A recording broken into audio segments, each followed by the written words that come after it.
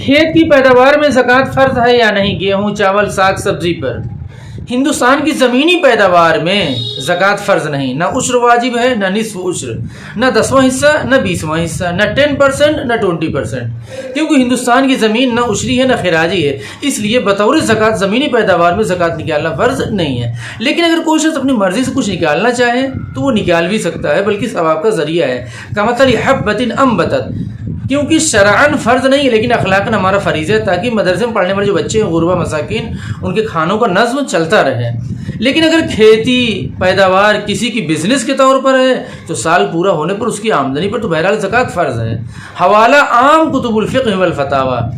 لیکن اگر زمین عشری ہے، جیسے عرب کی ساری زمین عشری زمین ہے، تو اگر کھیت کی بھرائی سینچائی اپنے پیسے سے کرتا ہے، ٹیوب ویل وغیرہ سے، تو آپ سمجھ، اگر سال کا اکثر حصہ ایسے ہوتا ہے 6 مہینے سے اوپر، تو پھر 20واں حصہ نکالنا فرض ہے۔ اور اگر قدرتی بارش وغیرہ سے ہی ہو جاتا ہے، پانی کا خرچہ نہیں اٹھانا پڑتا ہے، پرچیز نہیں آتا ہے، تو پھر 10واں حصہ نکالنا فرض ہو جائے گا۔ عشر کی مقدار نہیں ہے، کتنے پر ہے کتنے پر نہیں، تھوڑا ہو یا زیادہ تب بھی عشر بہرحال فرض ہے۔ جو زکوٰۃ کا مصرف ہے وہی عشر کا بھی مصرف ہے۔ عشر صرف اس پیداوار میں جس کو لگایا جاتا ہے، جو خود بخود گھاس وغیرہ ہو جاتا ہے، اس میں عشر فرض نہیں ہے۔ کھیتی پیداوار میں جو خرچہ آتا ہے اس کو مائنس کیے بغیر عشر نکالا جائے گا۔